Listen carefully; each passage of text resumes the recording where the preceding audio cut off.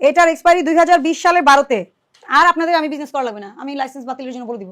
Use before না আপনার এখানে দেখেন, ইউজ বিফোর 2021 এর আগস্ট 2021, ইউজ বিফোর আগস্ট 2021। এটা দেখেন নভেম্বর 2022 মেয়াদ শেষ, সব মেয়াদ শেষ। বলছি সবার দোকান খোলা থাকবে, ঠিক আছে? আমি কথা বলবো। কি অবস্থা? রিসিপশন ভোক্তা অধিকার থেকে আসছি, মনিটরিং এ। হ্যাঁ, আপনাদের কি ল্যাব আছে? ফার্মেসিটা দেখবো, ল্যাবটা দেখবো, আর আপনি ম্যানেজারকে খবর দেন।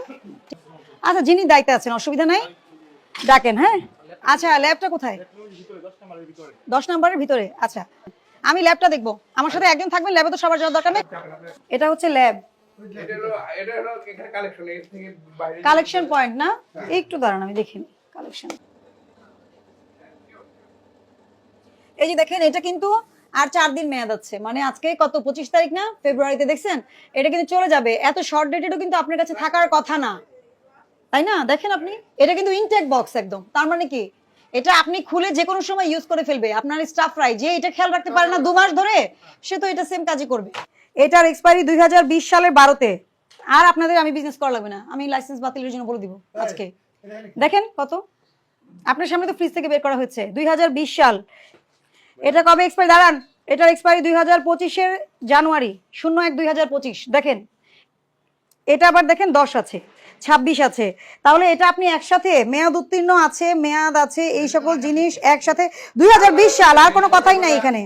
এই যে দেখেন সেপ্টেম্বর 2024 মেয়াদ শেষ। আপনি নিজে দেখেন, এটা কি ধরনের কথা? আমি বুঝলাম না, এটা কি ধরনের কথা? ইউজ বিফোর না আপনার এখানে দেখেন, ইউজ বিফোর 2021 এর আগস্ট 2021, ইউজ বিফোর আগস্ট 2021। আবার এটা দেখেন, আপনি ডেট ছাড়া মাল রাখছেন কি এর মধ্যে? এটা দেখেন 2026 এর ফেব্রুয়ারি। তার মানে আপনি কি করছেন, কি বিজনেস করছেন, মিক্স করে কি করছেন এগুলো? আপনি সিনারিও, এই যে দেখেন 2021 সাল। এক্সকিউজ তো না, কার সাথে করব আপনাকে বুঝতে হবে।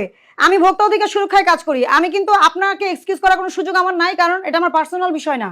এটা দেখেন জুন 2024, এখানে মোস্ট অফ মেয়াদ শেষ। এটা কি হবে? এই যে 22 সালের ডিসেম্বরে শেষ হয়েছে মেয়াদ। আপনি দেখেন এটা দেখেন নভেম্বর 2022 মেয়াদ শেষ, সব মেয়াদ শেষ। সিনারিওটা কি সিনারিও আপনি বলেন? এটা কি আপনার সাথে কি, এটা কি এক্সপেক্টেড? এই যে 2026 এর ফেব্রুয়ারি পর্যন্ত এটার মেয়াদ আছে, এটা 2025 এর ফেব্রুয়ারিতে শেষ হবে। আপনি দেখেন সে মিক্সিংটা কিভাবে করেছে। 21 সালের মেয়াদ উত্তীর্ণ। এটা কি এটার নাম কি বলো?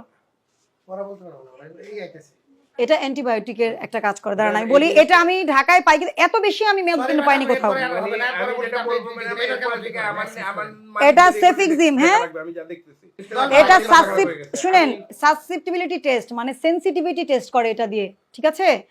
এটা ক্যালিব্রেশন করাতে হয়। যেখানে আটা ময়দা বিক্রি করার, মুরগি মাংস বিক্রি করার মেশিন ক্যালিব্রেশন হয়, সেখানে এইটা তো বাধ্যতামূলক বলাই আছে।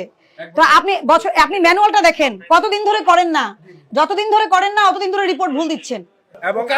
অসচেতন লোক এসব দিয়ে চালাবেন না। আমার ধারণা ফার্মেসির ভিতরেও প্রচুর, আমি বলি কি থাকবে, মেয়াদ উত্তীর্ণ ক্যাথেটার থাকবে এটার ভিতরে। আপনি দেখবেন আজকে, আমি বলে দিচ্ছি, আমার প্রতিনিধি, আমি আপনাকে দায়িত্ব দিলাম।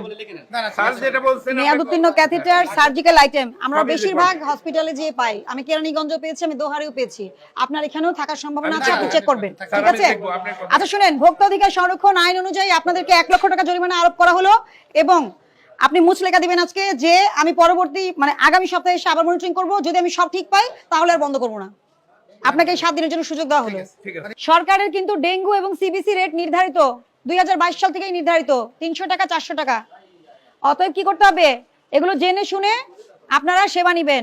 কোনো অভিযোগ, সেটা ভুয়া ডাক্তার হোক, কোনো রিপোর্টের অভিযোগ হোক, আপনারা কি করবেন, মহাপরিচালক স্বাস্থ্য অধিদপ্তর বরাবর অভিযোগ করতে পারবেন, সচিব স্বাস্থ্য মন্ত্রণালয় বরাবর পারবেন, সিভিল সার্জন মহোদয়কে অভিযোগ করতে পারবেন, ইউনো মহোদয়কে পারবেন, আর আমরা তো ভোক্তা অধিকার আছি, ঠিক আছে? আমি সবগুলো মেসেজ দিয়ে দিলাম, কার কার কাছে যেতে পারবেন, ঠিক আছে?